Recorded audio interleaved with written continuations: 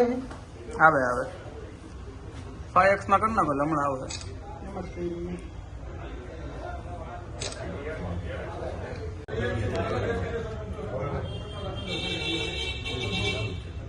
નિયમ અનુસાર જે એક મિનિટ ઇન્ટરવ્યુ લઈ લે અમે કોર્ટમાં એમ કીધું તમે ચેરિટીમાં જઈ શકો. ચેરિટીમાં અમે રજીસ્ટર્ડ નહોતા એટલે અમે રજીસ્ટર્ડ સંસ્થા કરાવી. ત્યારે ઘણા બધા મિત્રોને અહીંયા વિડીયો સિનેમા કરવું હતું. આ બિરલા હોલમાં વિડીયો મલ્ટીપ્લેક્સ કરવું હતું ઘણા બધા મિત્રોને. ત્યારે અમે રજીસ્ટર્ડ કરાવ્યું છે.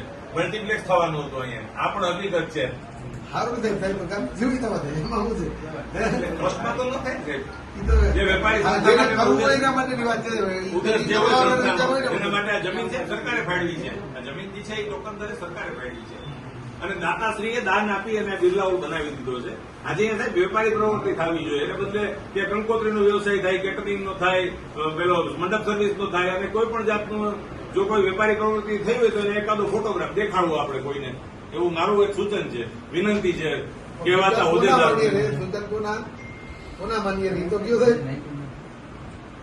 બરોબર ને હોદ્દેદાર અને વેપારી ના રહીએ સાહેબ. જે વેપારીની સંસ્થામાં સભ્ય જ ન હોય અને એમ કહે કે હું પ્રમુખ છું, હું આ છું, એ તો સમય પર બતાવશે.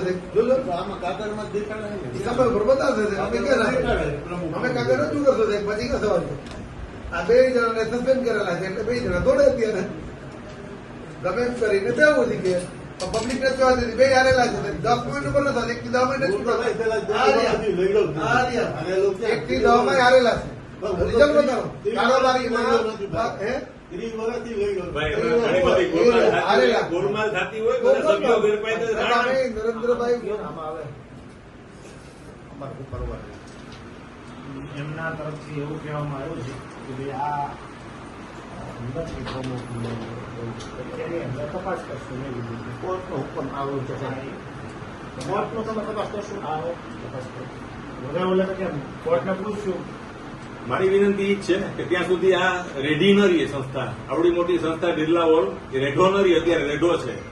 તો એના માટે થઈને આવું કોઈ આયોજન કરવું પડે કે ત્યાં સંરક્ષણ મૂકવું જોઈએ અથવા તો એનું કસ્ટોડિયન તરીકે આપ કોઈ પણ નિયુક્ત કરો. અમે એમ નથી કહેતા કે ડિપાર્ટમેન્ટ પાસે સ્ટાફ ન હોય તો એની કોઈ વ્યવસ્થા કરો, પણ કસ્ટોડિયન જોઈએ. કસ્ટોડિયન તરીકે એનો કબજો કોઈ ગેરકાયદેસર માણસોના હાથમાં ન હોવો જોઈએ.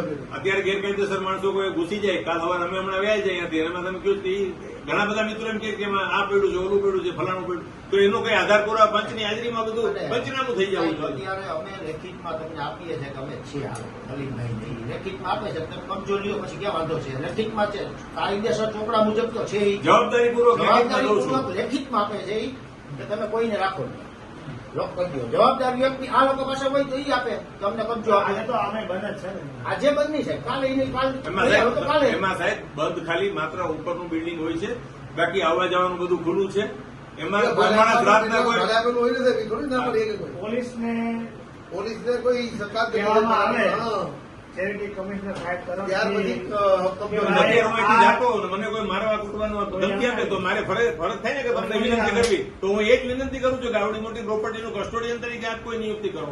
24 કલાક 48 કલાક આપ જ્યાં સુધી અમે એમ કહીએ છીએ કે તમે ચાલો અમને આપો અથવા તમે સંભાળો, પણ કોઈ ગેરકાયદેસર માણસ ઉપવાસ ઉપર સાહેબ ઉતરતું પ્રોપર્ટીને પોલીસને હસ્તગત કરવાની પોલીસને સત્તા જ નથી. બરોબર છે. અમે સાહેબ જો ઉપવાસ ઉપર ઉતરશું, એમાં ઘણા બધા મિત્રો બેઠા છે ત્યાં, અને કોઈ એમાં કઈ અનિચ્છનીય કોઈની તબિયત બગડી કે કઈ થશે તો એની જવાબદારી કોની? કારણ કે આ તો શું છે, જયારે સામૂહિક પ્રશ્ન થાય ને તમે ગાંધીજીના માર્ગે ઉતરો, બસ એ પોલીસને રિપોર્ટ મોકલો, મદદ કરવાની અમે એ માટે જ આપીએ છીએ.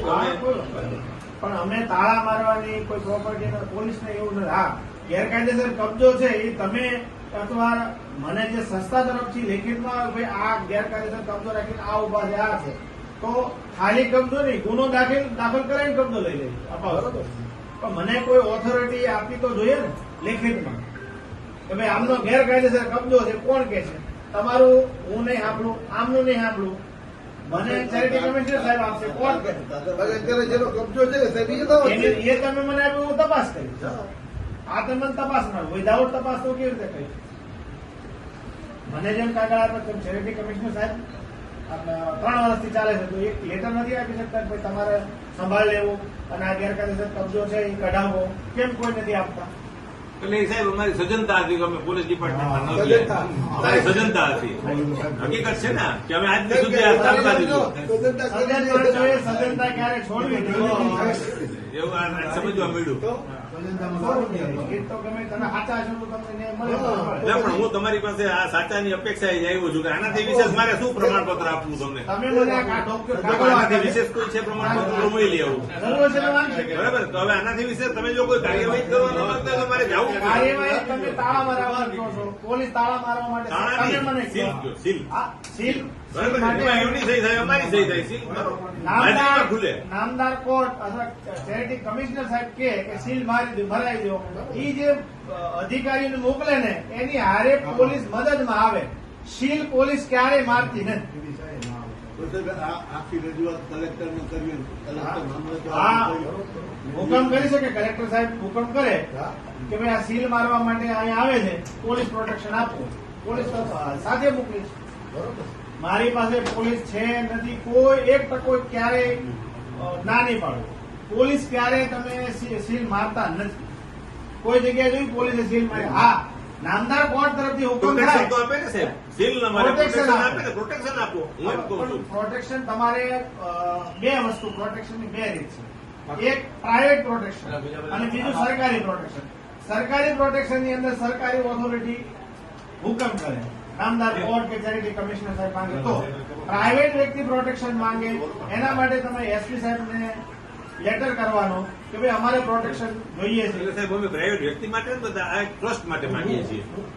આપણે પ્રાઇવેટ વ્યક્તિ તરીકે આવીએ, તમે પ્રોટેક્શન આપો.